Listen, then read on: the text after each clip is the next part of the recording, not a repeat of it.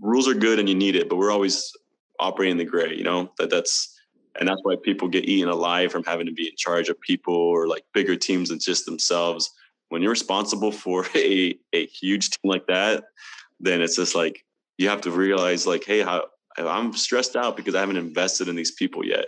I expect this outcome, but I haven't invested in it. And that's something that I learned is like, you can't be hard on the person. You got to be hard on the standard. And if the standard doesn't exist, then that's your fault.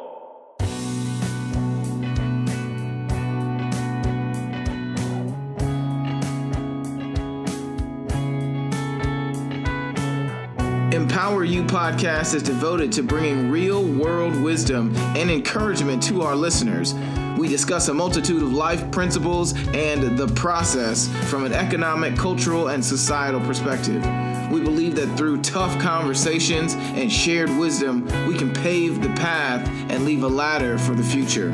Subscribe to our channel and let us empower you.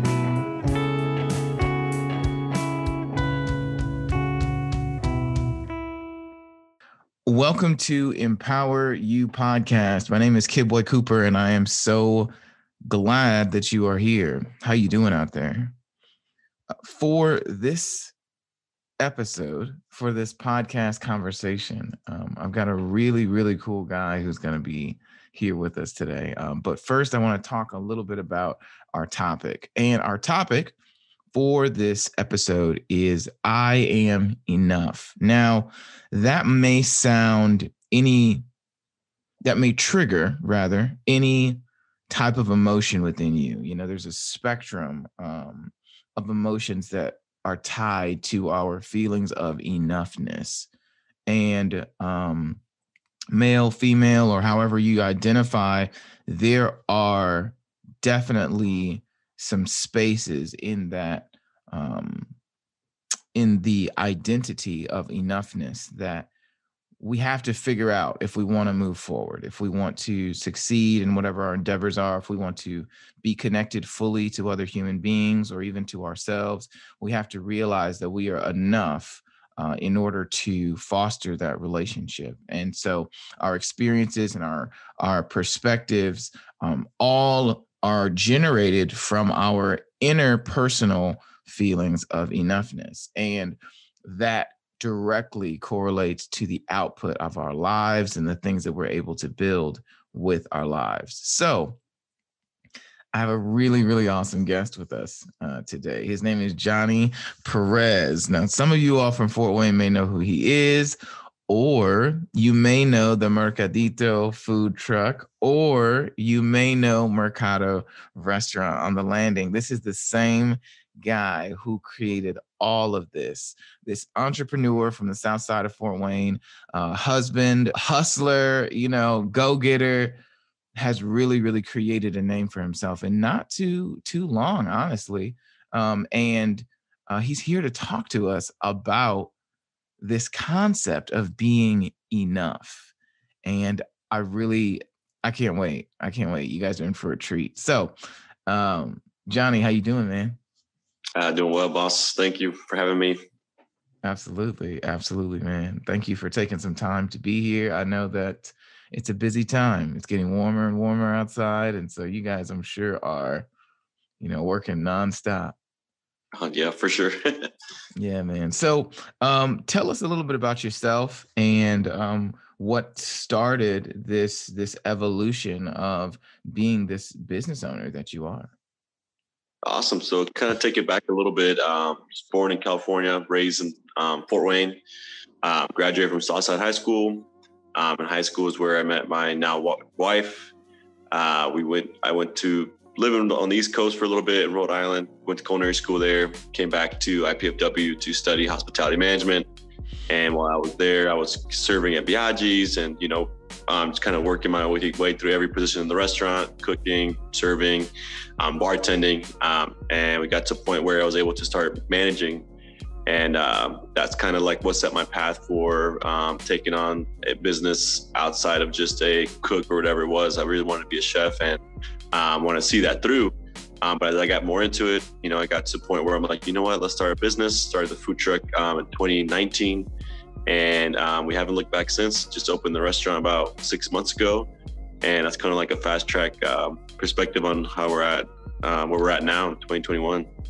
So from 2019 to 2021, you went from having a food truck to having a restaurant and a food truck. Yeah, it happened so fast. That is wild, man. That's like 24 months. Like, how is your mental health? I would say that, people always ask how we get it done, but just kind of like you get reinvigorated, re-energized with like every, guest interaction or every next, goal that you set. Yeah. That is a really, really fast progression, man. And I think that's really inspiring. People always tell you, take your time. I'm like, well, I mean, whatever time it is that it gives you, you just got to take that. We thought it was going to take like, 5 years before we got to a point where, we had a brick and mortar restaurant. Yeah. But somehow the right conversation happened at the right time, and we were able to, get this awesome space downtown, and we're super grateful for that. Wow, man. What do you think they're thinking about you at Biaggi's? Like, God. I don't know. He's done some. Got away. Yeah, we have a lot of friends over there that we work together and go visit and say hi. But I don't know. Just kind of looking back, I guess I don't reflect on how short of a time it happened in, but it was just the right time. Yeah. That's awesome, man.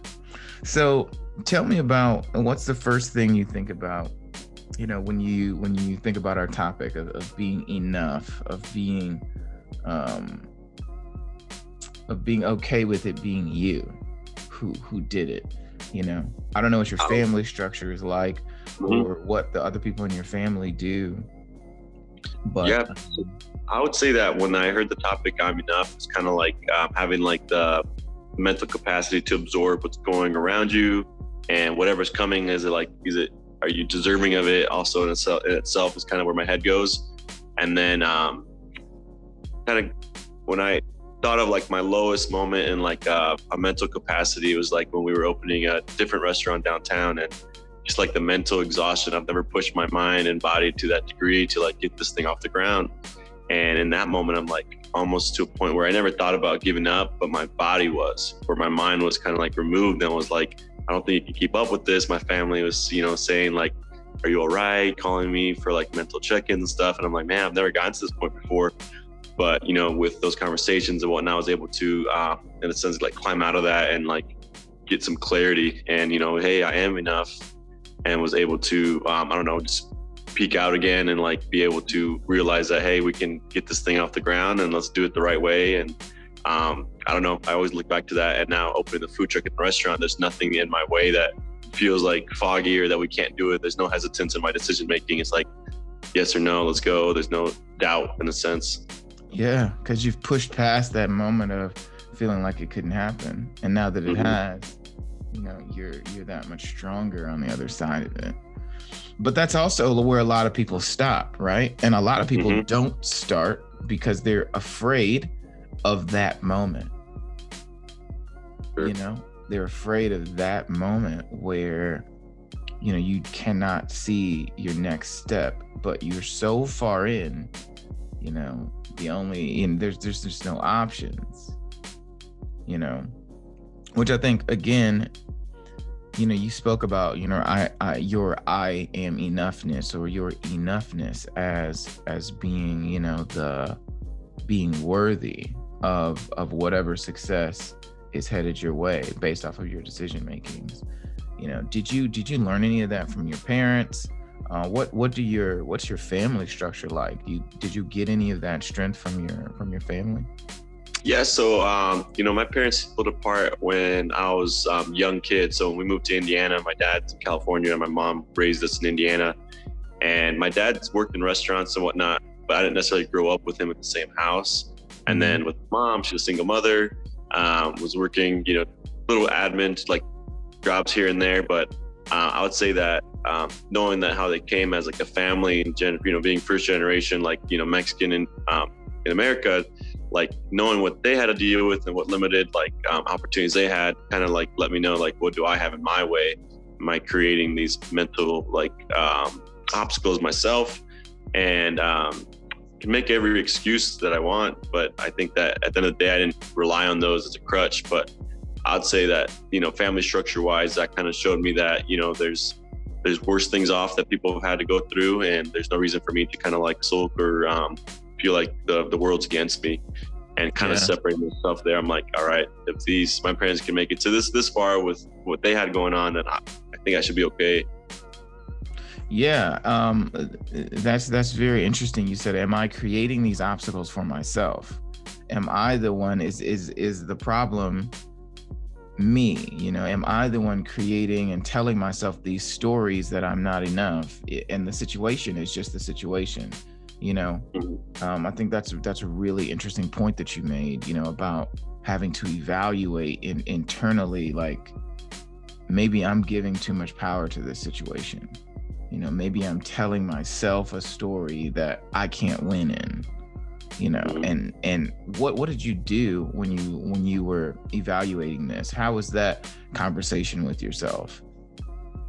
I'd say that when I look internally, like, I run situations in my head all the time, like interactions with other people, and I've found that I don't, like, I process things really quickly, and then in certain situations it might seem as like, hey, do you not have enough emotion or enough consideration for or some, how to process something? I'm like, well, I feel like I've been boosting my self-awareness to a point where I don't really give it that much time now to be in fear of it, in a sense, right? Mm-hmm. So when I started to think about it, like reflecting back now, I'm like, man, I've gotten better, quicker at, evaluating situations and how I want to act on them.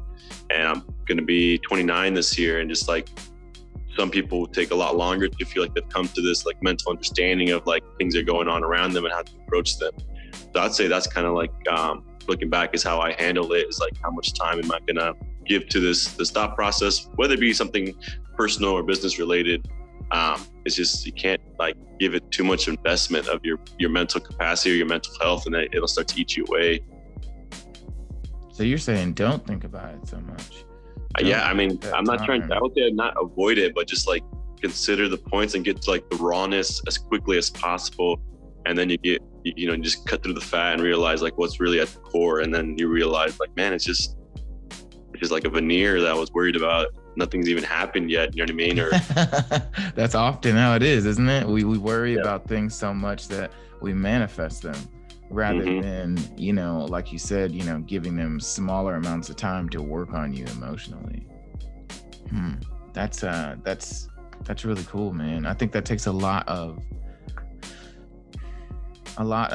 just like you said, self-awareness, a lot of bravery. A lot of us, and maybe anybody from the audience can relate to this, but it can be difficult to face yourself constantly. Maybe you might have different traumas, you may have different things that have happened in your life to make it difficult for you to face yourself. So I think what you're saying, as far as learning to give yourself a limited amounts of time to be in that place. Like, do not give yourself days and days and days to sulk on something, Give yourself a small amount of time, figure out what it is that's really bothering you, and then just make a decision. I think I don't know. It sounds like, it's like, I'm not saying like I skip over it, I guess, but like if you like schedule your time to be sad or like to be something, then your mind just shuts it out. You know what I mean? It doesn't feel like a cloud hanging over you the whole time. Yeah, I think it's boundaries. Mm-hmm. Yeah, that's what I'm learning about boundaries in therapy right now. And I think those boundaries even have to create, you have to create those with yourself as well. So when you're saying this, I'm just hearing the mental boundaries you put on yourself. Like, we're not gonna stay here thinking about this all day. Yeah, for sure. Can't do this. That's really interesting. So another question I have for you, is, how do you feel about, is there some, I don't want to say imposter syndrome, but is there some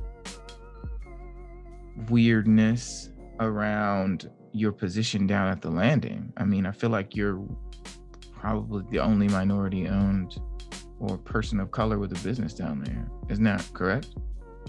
I guess, yeah, I guess, yeah, you're right. I guess also, I mean, the owners of Nawa, I would say, Right. Okay. also minority too. Yeah. But as far as just like downtown as a whole, definitely see that for sure.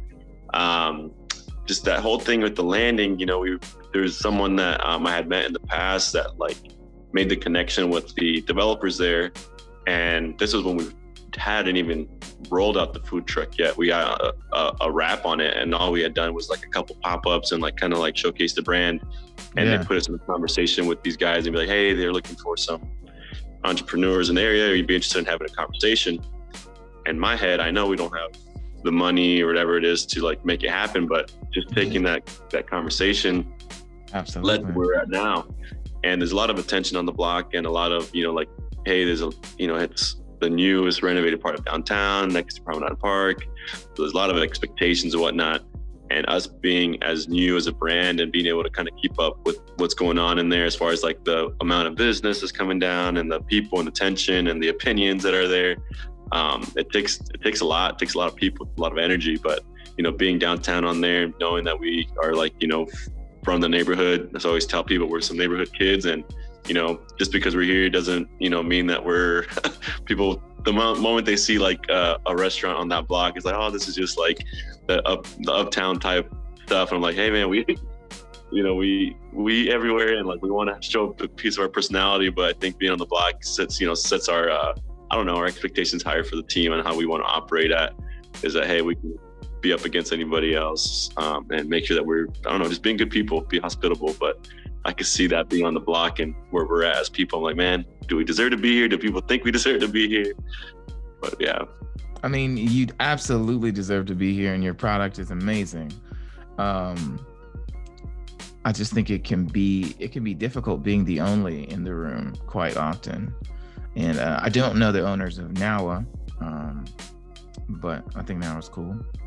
But I do know you, and I do know some of the struggles that Black and brown people face, especially being in the type of rooms that we can be in when we are representing ourselves or our brand, or not settling for the status quo, not, or being disruptors, which is, what you are. You brought out a brand that kind of disrupted the whole food truck thing because it was super great, and then it was also, there was a scarcity to it too. I don't know if you meant to do that, but there was a real scarcity around Mercadito, and so it was like a rush every time you guys would go somewhere, which I thought was incredible, which I was absolutely thrilled that you guys actually were gonna have a location that you couldn't just run from. So I was like, okay, awesome, and it's in walking distance. But I mean, I think that can play some tricks on you. What's been something you've learned from operating in those kind of spaces? I'd say that it's kind of growing up in the industry now. People don't realize I've been doing it since I was like 14 years old.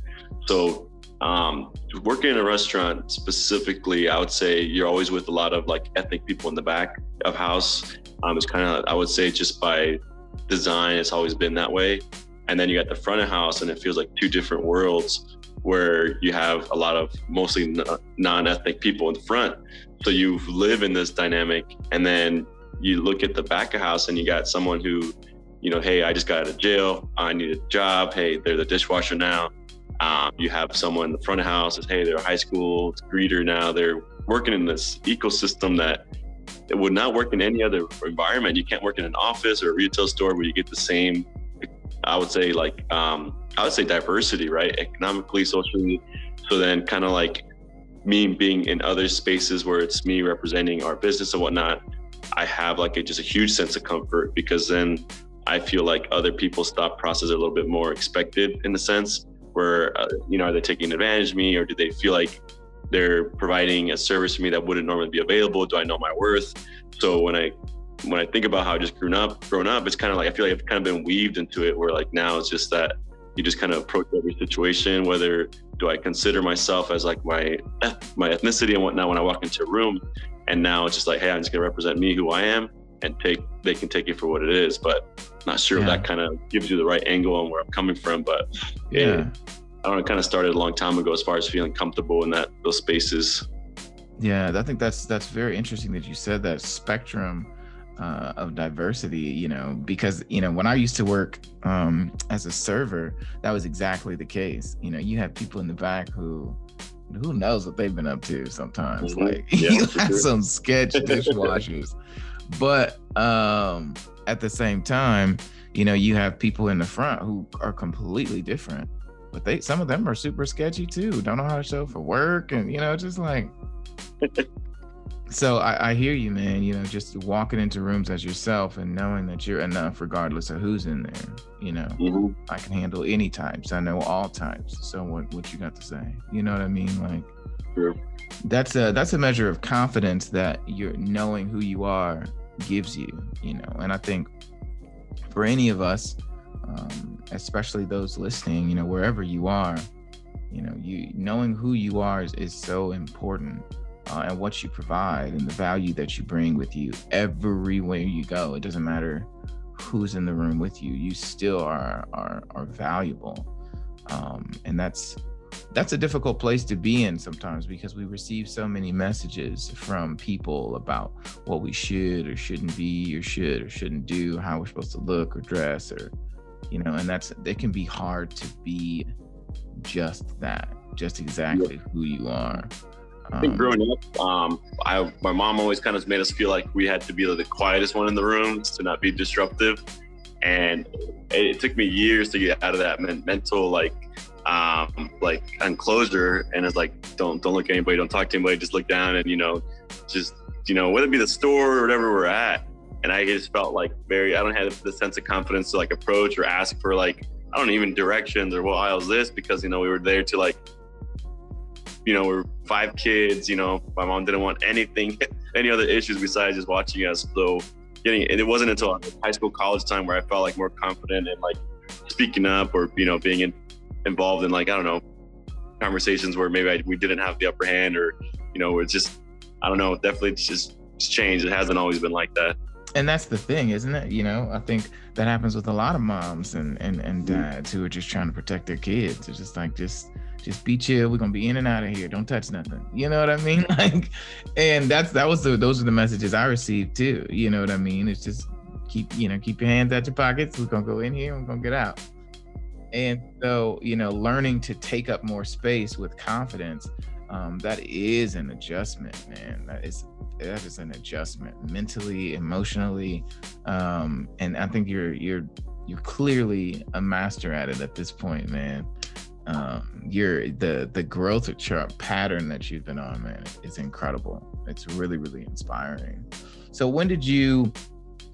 Well, I'll put it this way: in the midst of everything that you're doing, that you've been able to grow and the success that you've had, what's the one thing you wish someone had told you not to do, or something you wish you could change? I would say like when my wife and I were talking about doing the food truck, is like I wanted to do a restaurant, but we would like, there's a lot of money it takes to do that, obviously. So then this is 2019. I was working as the head chef at a restaurant downtown at the time, and I was about 6-7 months into that position. And in my head, I was like, do I see this through all the way longer, or do I know now that I'm ready for something else? And so the part that I'm not sure it was something that didn't tell me, it was more like, hey, just get over your idea of wanting a restaurant. Let's do a food truck. It might be like this whole full-fledged thing that you wanted it to be. So I was, in my head, I was starting with a lot less of what I really wanted. But in the end, that ended up being what led to where we're at now. You know what I mean? So when I think of like, I wish someone that didn't tell me, I guess, or wish you would have told me, I don't know, just kind of maybe doing it sooner or something like that. You know what I mean? It's safety of having a salary and this and that. Like, it feels nice, but in my head, I'm like, we can't do this because then we have all these bills, this and that. And once that whole fear, like, of like, just go for it, let's do it. It's like, all right, we're jumping in. And that's kind of like where landed us here. Otherwise, I think I'd still be, in a more safer position, career-wise. Yeah. So you're saying you wish someone had told you to jump earlier? Yeah, like I wish I would have done it a lot sooner, just because obviously I think it feels great getting to where we're at right now, But then I think back, if I didn't have those other experiences, would it have been as easy to understand the industry we're at now? You know what I mean? Yeah. As far as like the experiences that I had while working for the other stores, you know what I mean? Like now I don't have to like learn those along the way at 22 years old. Now I'm doing it like at 28, where I have more experience. But would it have, what would have happened if we did sooner, Right.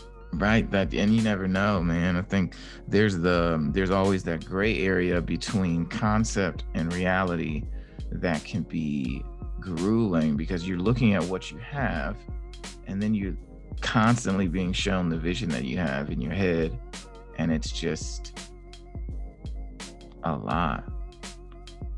At least to me, I constantly find myself looking at everything that is around me, that is physical, and it's barely as real as the things that I see in my head and the things that I know I'm trying to manifest. Like, it doesn't seem as real to me as what is inside of me. Does that make sense? Mm-hmm. So 100%. Operating in that disjointed reality where you're constantly just presenting yourself as present, but you're not really. Mm-hmm. People ask all the time, like, oh, you have a truck now, you have a restaurant.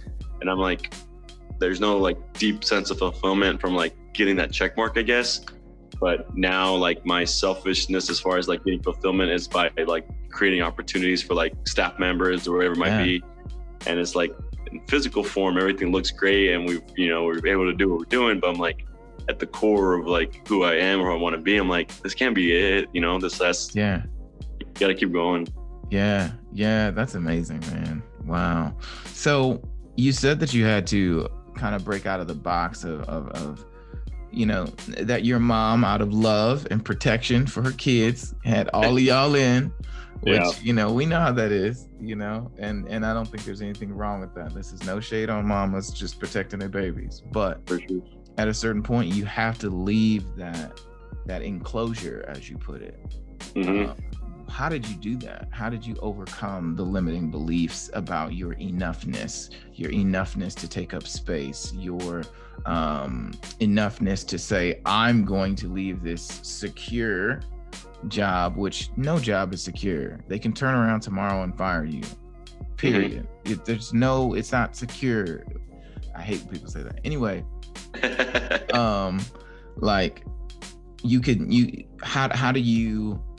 how did you break out of that? How did you overcome that and have the confidence to move forward into the food truck, or move forward into just taking up more space?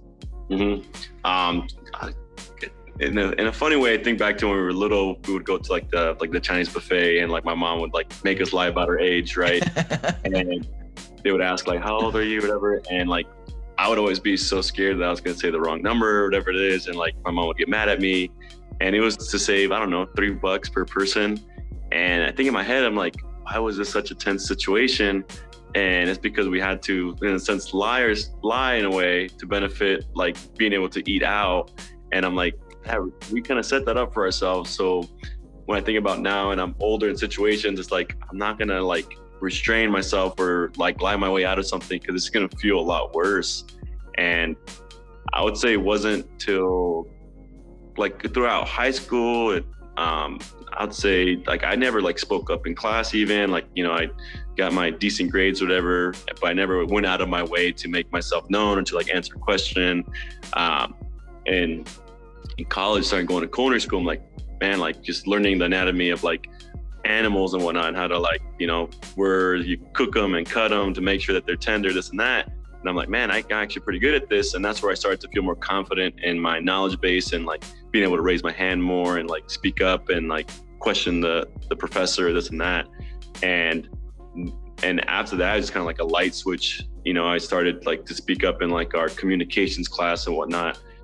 It was just like literally like just testing it out. And it wasn't until I felt like 80% confident in like the topic at hand. But now in like situations where we have like a county meeting or like some kind of other Zoom meeting with like the downtown improvement district or something, it's way easier to speak up. Not because I have confidence in the topic, but I've been practicing speaking up more often since college. You know what I mean? Thanks for listening to Empower You Podcast. I want to take a second and tell you about a service I've been using that has literally changed my life.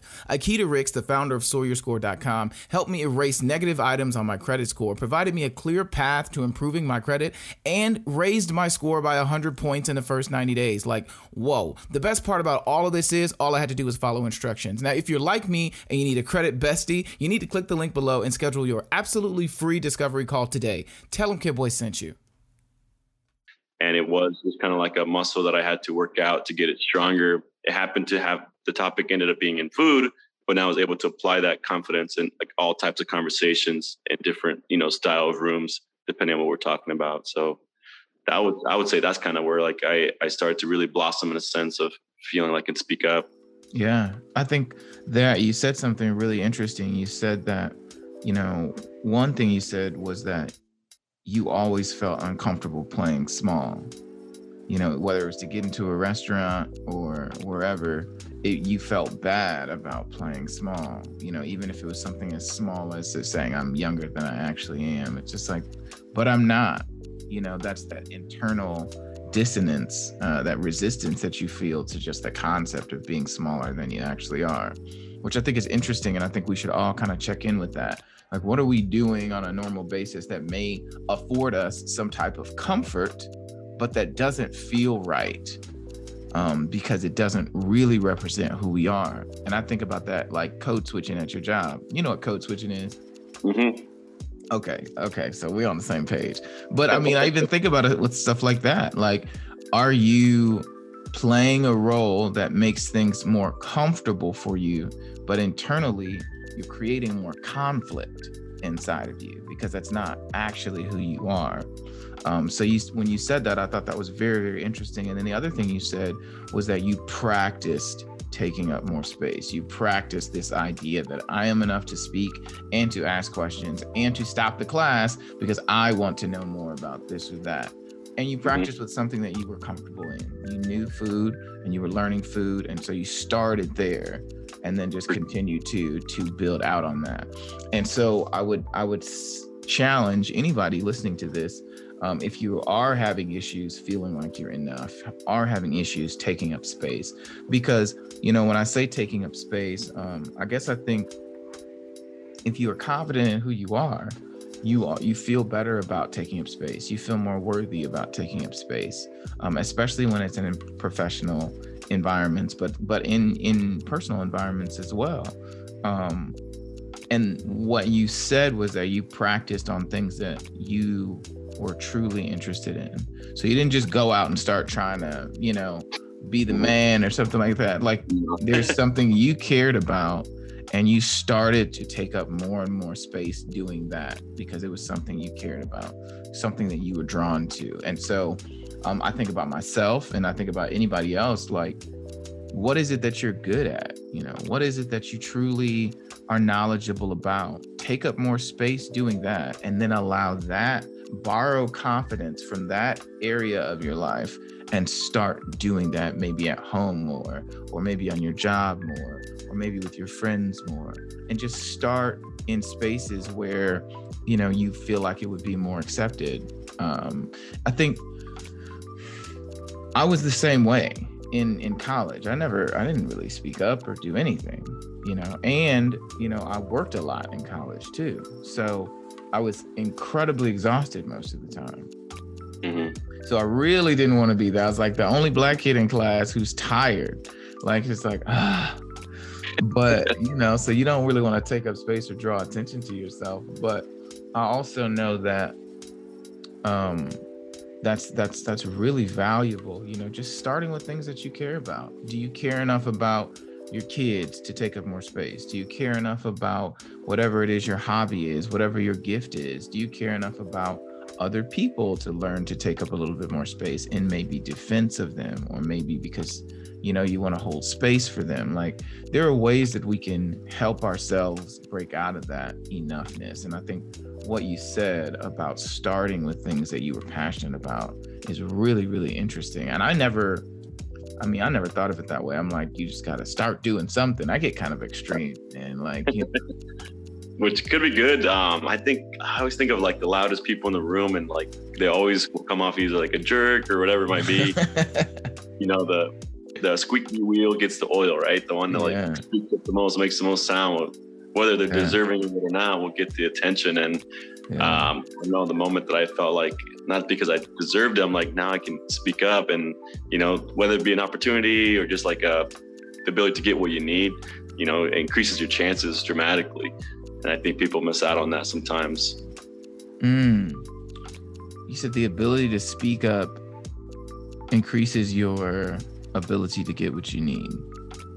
For like, whether it be like an opportunity or something bigger than, I don't know, even just like something, I don't know, free, and like, I don't know, I'm trying to think of like specific situations that aren't always as serious, you know what I mean? Yeah. Or like as life-changing, but that's just going to increase your chances overall. Yeah, just by speaking up and operating as if, you know. I think there's an imposter syndrome that we suffer with emotionally and then physically, you know. And what I've learned is that, you know, imposter syndrome comes from somewhere. It's not just you just feeling like you're not. No, it's based on something that has happened already.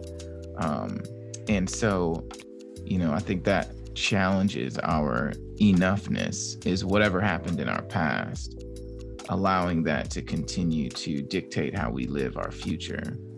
You know, which you know, we wear on our sleeve, and it tells us, it's just like you said earlier, you know, we don't give it.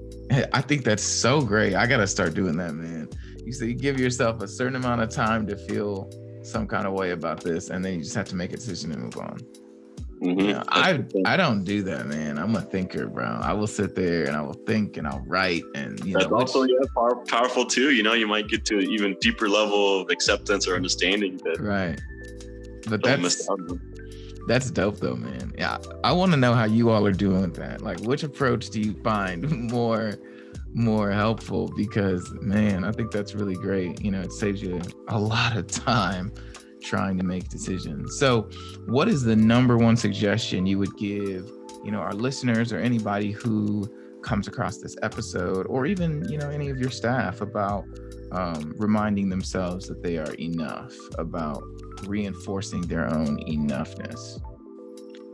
I would say that, you know, just there's so many conversations with like staff members of feeling like inadequate, or like they're not able to attain this level of like service or like knowledge, or even in life, like there's people older, like, you know, hey, how'd you get so far, or whatever it might be. But I think people compare themselves obviously a lot, you know, like their path was very different, and there's no way to catch up the time to like make someone feel better now. Like, hey, you might be 45 and you still want to, let's say, open your own restaurant. There's still time, but in all things, for me to like convince someone that they're enough, you know, take some time to kind of get to know where they're at and where they really want to be. There's a lot of things that like people are like, I want to be a manager or whatever it might be. I'm like, do you really want to be a manager, right? I can hear what you're saying at the surface, but it's going to take a little bit more of my time to engage with you to really get to the core of where you really want to be, from a business side, right? For like general life, I would say that when I think like of any sort of doubt in your head, like there's a lot of mental exercises I think that you can take, like you said, like your method versus how I think. But I think at the end of the day is that what's the worst news that you can receive right now?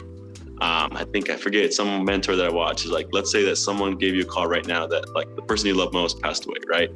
Is the thing that you're struggling with matter as much as that? And then you like realize like it either neutralizes that thought in your head or like reprioritizes it in your head of what to worry about. So if someone called me and said, hey, Johnny, someone just called, your mom passed away. And I think of anything I was thinking in my head when I woke up that morning I was worried about, and now it's gone, you know what I mean? Like it washed it away. And it's a scary, more like, I would say like tougher exercise to kind of imagine and put yourself in that mental scenario. But it's, you have to push your mind to these lengths because it is all about perspective.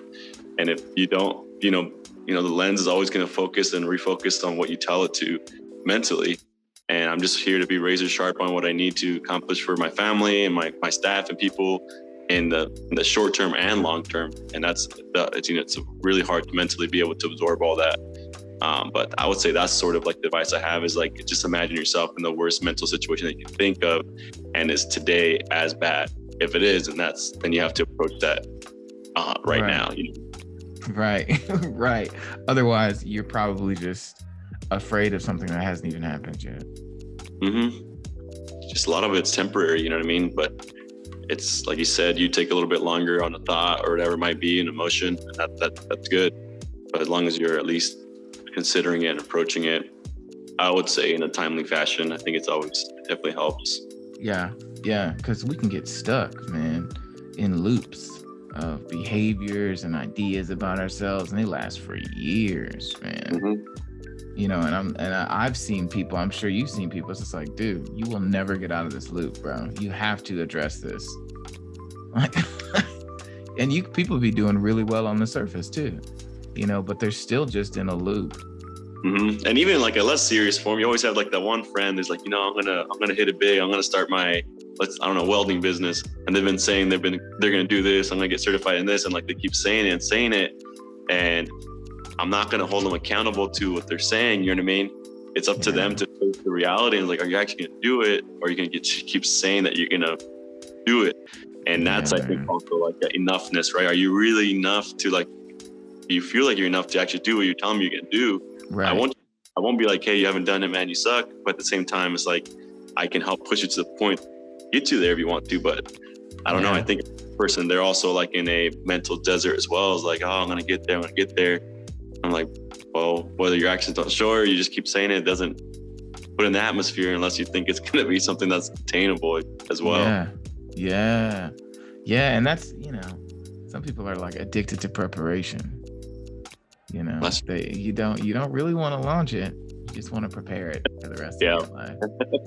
And, you know, and you develop a relationship with things, you know, with your process, with the work that you do, you know, and I create online products and things like that. And I'm constantly making mistakes. But I think what you said earlier is you learn to analyze situations and move on from it faster because you're making faster mistakes.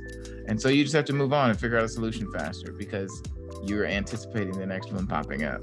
And even if it's, you know what I mean? So you just expedite that process, you know.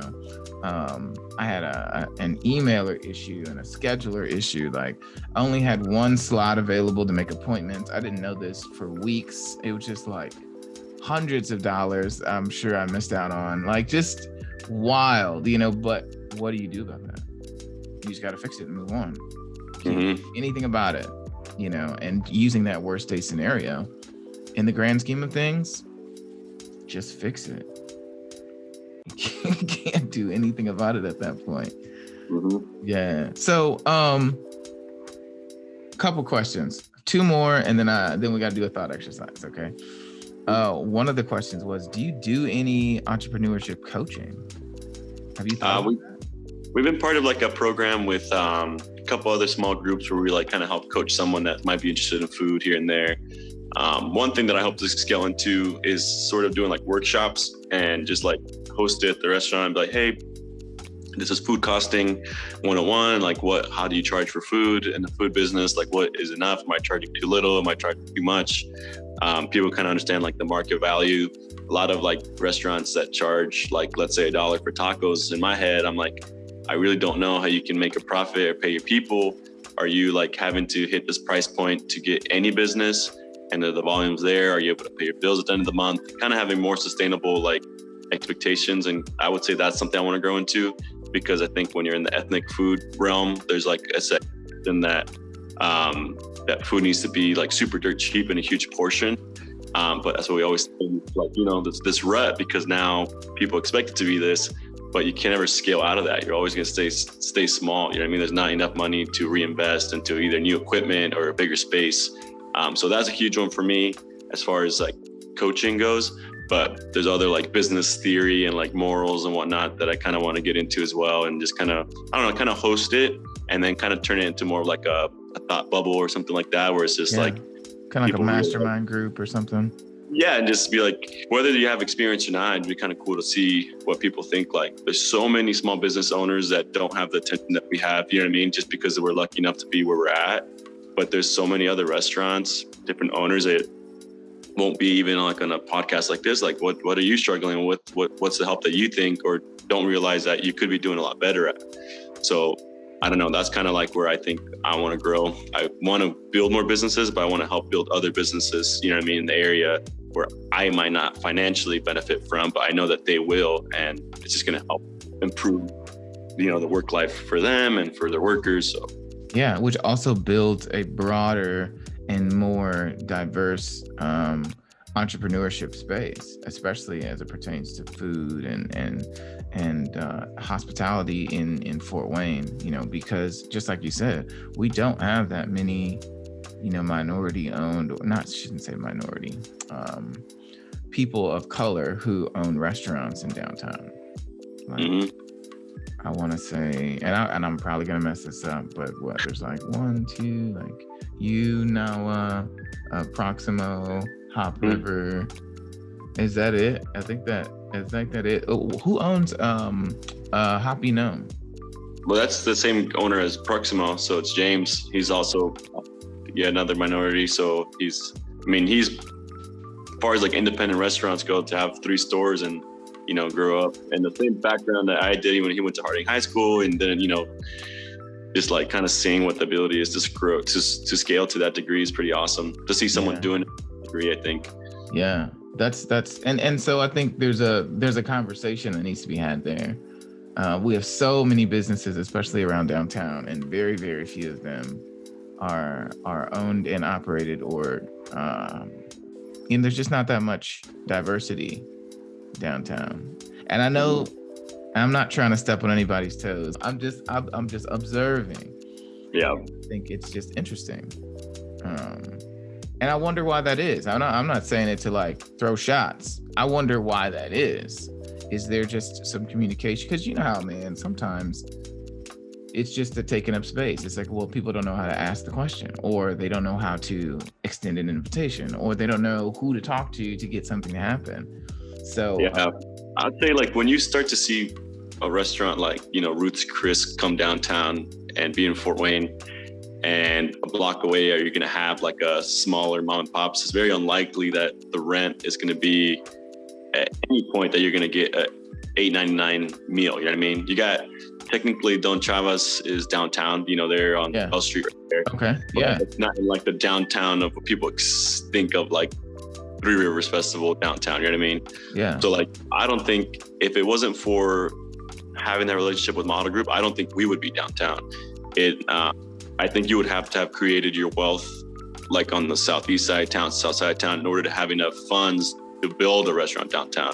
I just think the capital is the biggest like limiting factor for someone to build downtown, because if it's highly unlikely you're gonna buy a building downtown.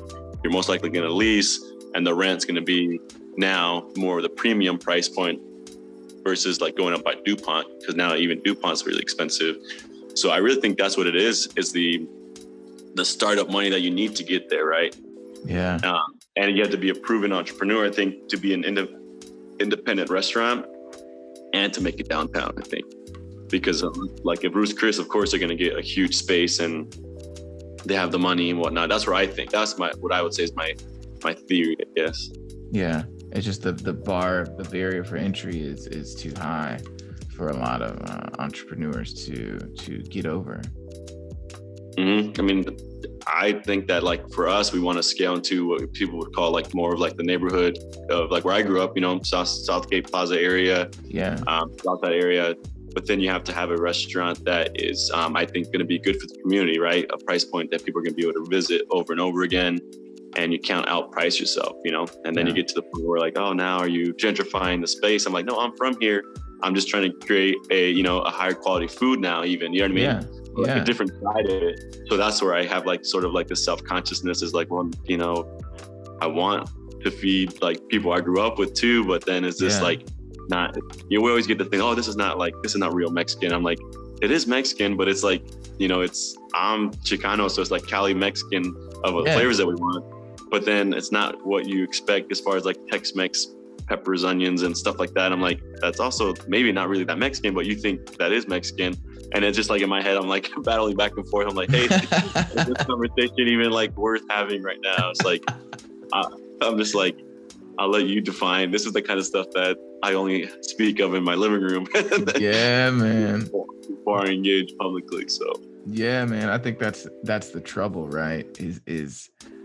Is growing into something and then trying to carry something back, and then you receive so much critique, you know, and people try to tell you you're not exactly who you are, and I think that can damage your enoughness. It's like, well, you know, I'm the same person. Like, I may have these businesses now, you know, but this is the growth pattern that I want to be in. I want to make as much, you know, impact as I can. I want to help other entrepreneurs grow their food businesses, and I want to have a really dope spot on the South Side where I grew up, so that, you know, everybody can hang out and stuff like that there as well, and they don't have to come downtown if they don't want to, or if maybe they just want to walk from their house, or, you know, a couple blocks and have a great meal and walk home. You know what I mean? So I think, people are going to say what they're going to say regardless, man. I mean, who cares? I would say that's actually the biggest enoughness that I think I struggle with, just being self-conscious about identifying with your people. And it's like your own people will pick you apart. Yes. And you know what I mean? And it's like, it's good, but it's also like, dang, you don't have to say all that. Yeah, man. Yeah. I had a conversation. This is off topic. Sorry, y'all. Not really. I had a conversation with a guy, I want to say it was Monday, and he was talking about, well, one, he was, you know, giving me flowers, right? He was saying good things. But he was also, there was a couple of jabs in there, and I don't even know if he realized it.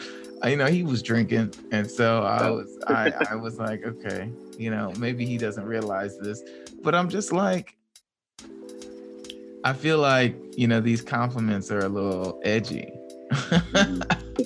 Maybe that's me over exaggerating, but I think we as human beings, and then I'll put it this way: when you put yourself through a process that completely affirms your enoughness, you'll start to transcend the level of some of your peers. And once you do that, people start to look at you differently.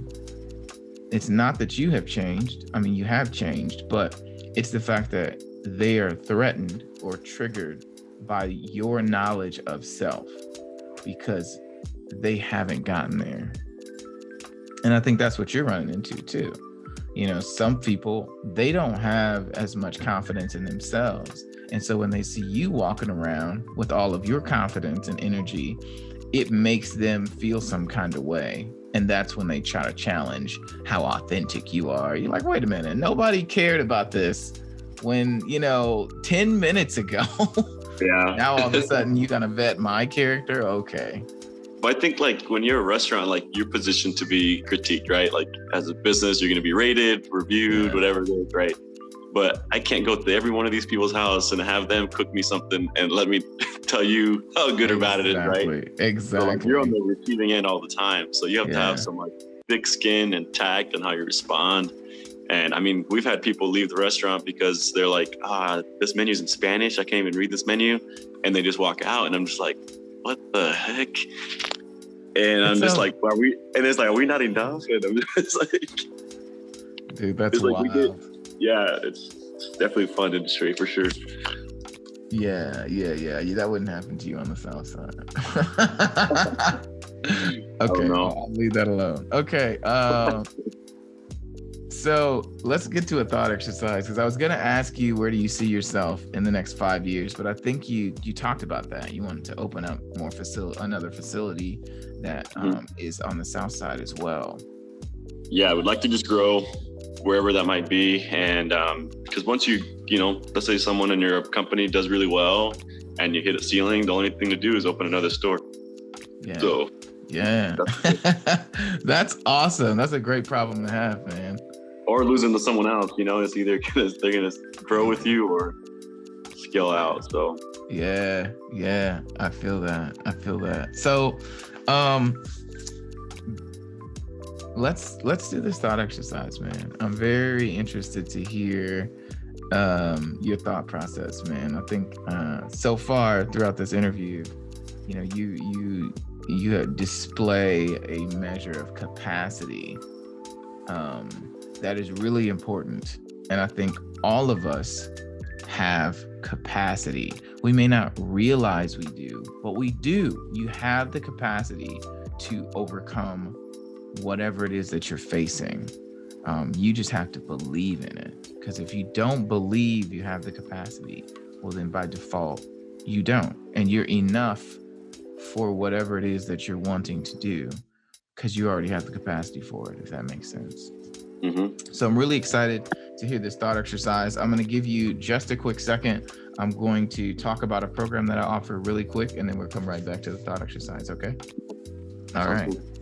So if you are an entrepreneur or an aspiring entrepreneur, maybe you own a business, where you have a skill or some kind of a trade that you are working on or developing, I encourage you to start your very own podcast. Podcasts are exploding at an exponential rate, and there are millions and millions of dollars being dumped into audio-only technologies. And I believe in my heart that is a really incredible space for you to be in, where you can find new clients as well as serve your ideal listeners who will identify with the service, expertise, or product that you provide. I've been podcasting for a while now, and I've been an audio engineer for probably about the past 7 years. And I've been able to grow my podcast to where I make residual income off of my podcast each month and the services that I provide. And I am inviting you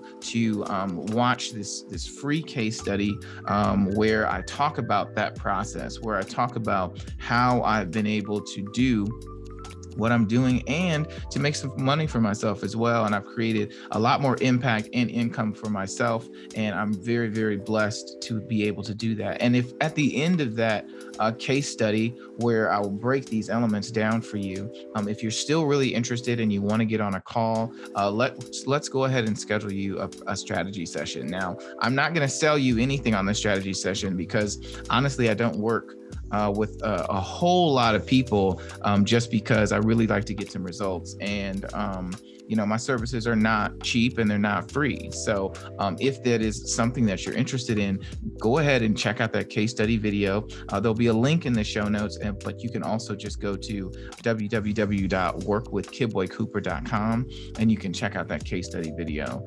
And if you want to get on a strategy session call, you can't buy anything. But we can at least get you kind of clear on what you want to do and the direction you want to take with your podcast for your service, so that you can create more impact and income. So again, that's workwithkidboycooper.com.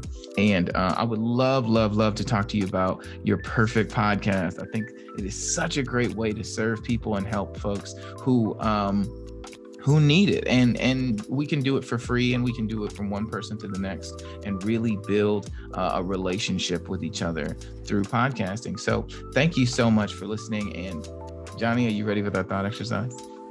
Yeah.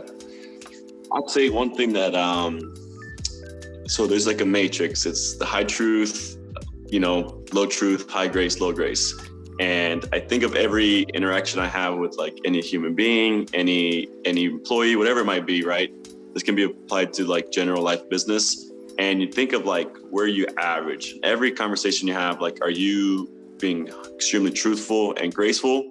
Because you can be extremely truthful, but not as graceful. And then you're just like a big jerk, right? Or let's say you have like that friend that is, let's say like, hey, do I look like crap today? And like, no, you look great, knowing that you look disheveled. They're not really helping you get anywhere. They're very low truth, but very high grace. That is also an area that you don't really want to be in. So I think like the mental challenge is like reflect on the day and the conversations that you had, and like, where did you average? You know what I mean? Do you skew in the high truth, high grace? Because then I think if then I think you're high impact, right? Your conversations are going to be better. They're going to be more thoughtful. You're going to be engaging to a higher degree with people. And I feel like that's a mental challenge. And that's where I feel like I challenge myself every day is like, do I just see my staff clock in, clock out? Am I engaging with them? Am I being truthful to them and graceful in how I provide feedback, whatever it is, on a regular basis? Same with our guests, same with my wife, whatever it is. And you really see where you skew. And I think that makes every day not just another, Thursday. Like, you start to realize, like, am I impacting these people or engaging to the degree that I think it needs to be able to process emotion and to give feedback the way it needs to be given. Wow, that is great. Ooh, high truth, high grace, or high, wow, okay. That's really interesting. That provides a language for the way that we communicate with each other. Because I feel like that is the problem, right? You have people who will hype, but there's really not any truth to it. And then you have other people who are honest, but they're really just mean. You know what I mean? And they almost get off on that kind of stuff, just being, and it's just like, you may be right, but there's zero grace in there, which makes it more difficult to even receive. That's a really good one. That's a really good one. Wow. Okay. Are you guys listening to this? Evaluate your conversations and ask yourself, are you being high truth, low grace, or low grace, high truth, or high grace and high truth? I think being high grace and high truth is the optimum way of communicating, because truth doesn't mean someone else has to be destroyed. Honesty doesn't mean someone else has to be destroyed, and neither does criticism. You don't have to just tear people up when you criticize them. Like we get off on the Gordon Ramsays and the Kevin Samuels and the all these people who are just wild with it. You know what I mean? Like, yeah, that's very interesting. And coming from somebody who works in the restaurant industry, which can get incredibly hectic and very tense. I know when I used to serve, man, there would be times, man, everybody would be cussing at each other and things would be going crazy. Yeah. So, and that's where I think that I think COVID really shook things up, and like what people expect from are willing to put up with in a workplace. And restaurants are notorious for crazy stuff happening in the back and cooks yelling at servers and whatnot. I can see why people don't want to work or want to return to this industry. You know what I mean? And that's where we're trying to be not just innovative in food and branding and whatnot, but be innovative in culture. And I think no one talks about that in a restaurant, high truth, high grace. But I think people have really bought into it, and it's made conversations that someone might sit on happen quicker. So I think that being highly engaged and highly attentive to the emotions of staff, they're willing to tell you how they really feel versus having to hear from another server or whatever it might be. And I don't know, I hold them accountable to their emotions if they're throwing a fit on the floor or whatever it might be. I haven't been sad, this and that. And I'm like, I will hold you accountable to your emotions just the same way you can hold me accountable. And that neutralizes it. I'm not just your boss or manager. Just as much as you said earlier, someone can just fire you the next day. The staff members is they can quit the next day. You know what I mean? Yeah. But I highly think that I bet on anyone they're going to do what's best for themselves, right? And then most likely won't end up being within our store, but I'm not going to have that lack of trust or void for them. I'll let them decide that. So I will fully engage with them until they no longer want to engage, and I'll leave that up to them. And that's I value them, but I value the opportunity that they can go do something else as well. You know what I mean? Yeah. But just having these serious conversations quicker and keeping that open, I think has really helped kind of maintain and groom the culture that we want. So the moment someone comes up and there's I would say a frequency, so vibe that is off, you're gonna feel it sooner, and staff can tell, and they hold their peers accountable as well a little bit quicker, and then the restaurant in a sense manages itself. Wow, because everybody is bought into the same mindset. It won't be perfect, but it definitely is it's I don't know, people realize hey, this helps me feel better at the end of the shift. I can clock out and not have to carry this weight. I'm going to keep repeating this behavior. You know what I mean? Yeah. And it's kind of what it comes down to, I feel. That's awesome, man. That's a really great way to put it. It's like, you know, I encourage you, but I also hold you accountable for the energy that you bring into the store. Whatever it is that's bothering you, it's showing. It's showing, you know, and it's coming out in the way that you're talking to everybody here and the guests. So you may want to take a second, reset, because like you got some bad energy today. And like if they say like, Johnny, can I come in 30 minutes later? I need to gather myself. I'm going to say, yeah, you know what I mean? Because they had enough self-awareness to give us the heads up that they weren't ready. You know, that just happened the other day with one of our greeters. You know, they're facing the guests every day. Like, hey, I can still come in, but I just need a little bit extra time. They didn't say like they were running late or like trying to make something up. They're like, you know what happened at home? I need some more time to get there. Is that okay? And I'm like, of course. Like, what do I gain from saying, no, you got to be here at 5? Like, why is 5 sure is a standard that we want, but the standard is for you to feel good. That's the priority standard. Absolutely. And then that's what changes everything. And then that's it. I don't know. Rules are good and you need it, but we're always operating in the gray, you know, and that's why people get eaten alive from having to be in charge of people or like bigger teams than just themselves. When you're responsible for a huge team like that, then it's just like, you have to realize like, hey, I'm stressed out because I haven't invested in these people yet. I expect this outcome, but I haven't invested in it. And that's something that I learned is like, you can't be hard on the person, you got to be hard on the standard. And if the standard doesn't exist, then that's your fault. You know, that's a bar, man. You said if the standard doesn't exist, that's your fault. Yeah, that's leadership, man. That's great, man. That was a great thought exercise. I'm going to be thinking about this a lot just because I'm a communicator. And so I try to speak to people and you know, a podcast, obviously. So it's interesting to provide a new framework around the kind of conversations that I have. Because I just don't believe in tearing people up, man. I mean, don't get me wrong. We all fall victim to talking too much and being rude or something from time to time, but I just don't think it's necessary. That's where like the emotional equity thing comes to play a lot. It's like when you look at your staff, they all have like emotional deposits that you've invested in them, right? Some could get to like a negative balance and some are like have a really high balance as far as like your interactions with them. And when I talk to them about like, what investments have you made in the people next to you, they realize like, am I making withdrawals in these conversations or am I making deposits and engaging with my peers, whatever it might be? And that sort of like emotional equity and I don't know, using in a term like money in a sense, monetizing that thought process is people can engage with the philosophy to a different degree now, right? I can talk to, you know, a person that way about emotional equity, but I can also talk to someone that's, you know, 40 about emotional equity and thinking about those emotional deposits, whether it be a negative or positive contribution. And then like, how do you feel about this person? You feel very bad about this person. You know, what created this negative balance with them? And it's been, I'd say like huge for us and like making sure that people realize that they can coach their teammates. It doesn't have to be me doing. Yeah. Oof. Man, that's some next level stuff, man. That's some next level stuff. I think that's a really powerful frequency methodology to use. You know, a lot of young people always say, you know, good vibes. Like, but vibe is a feeling and it is a frequency, right? Yeah. And you can feel when something's off, and then the hive mentality will like, all right, where's the problem? Let's figure it out. Yeah.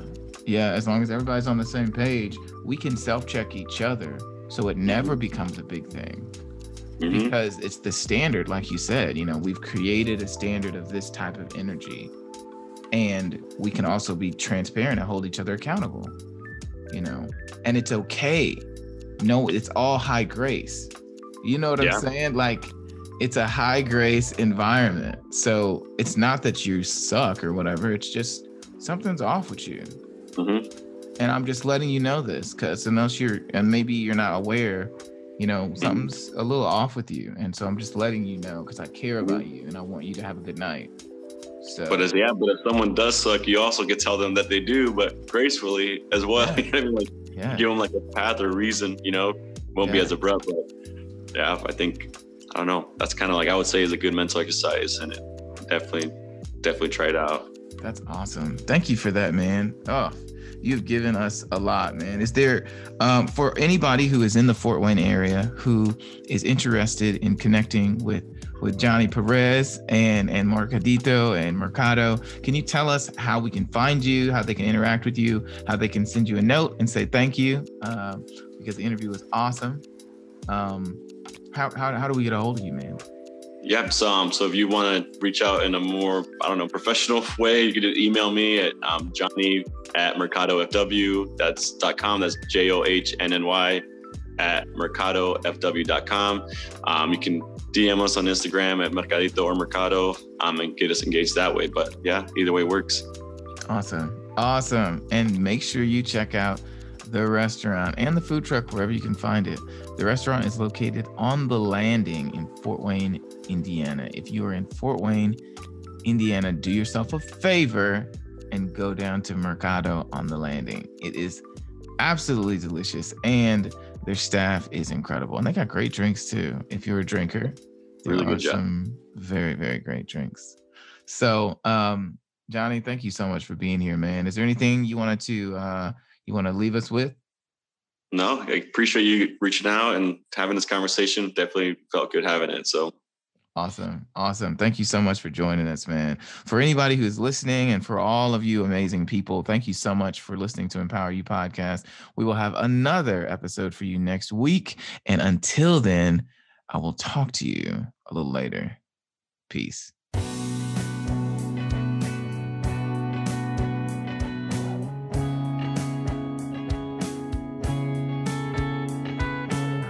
Empower You Podcast is devoted to bringing real-world wisdom and encouragement to our listeners.